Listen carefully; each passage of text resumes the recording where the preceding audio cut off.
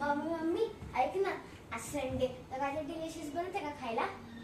काय करू? पाणीपुरी, नको शेवपुरी, नको मंचुरियन, नको. आलूची वडी. हा बनव.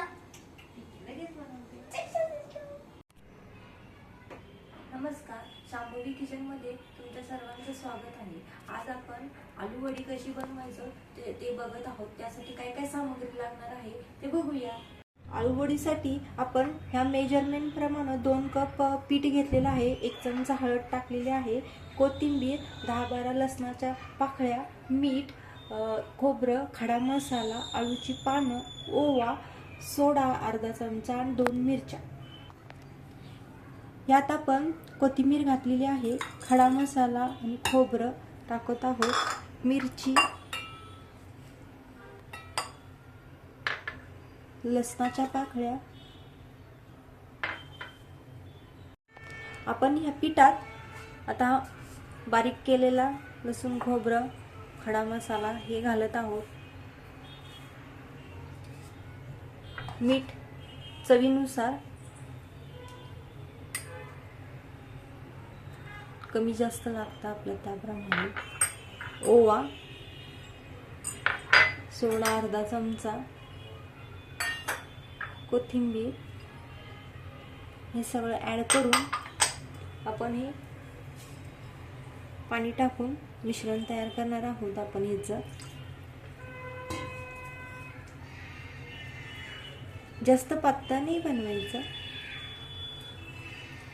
जसं की पानावर बसेल असं मिक्स करायचं.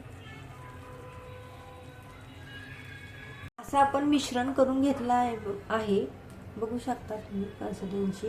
आता आपण हे पानांवर लावणार आहोत. असा घट्टपणा आला पाहिजे त्याला.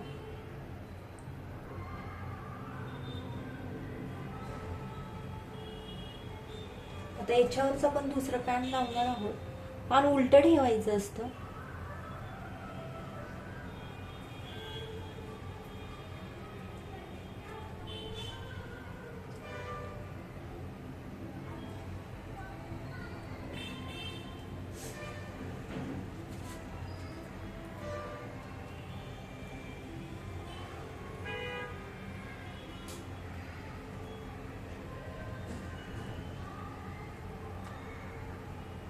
आता आपण फोल्ड करतो. खालून पहिल्यांदा करूया, परत वरून करूया.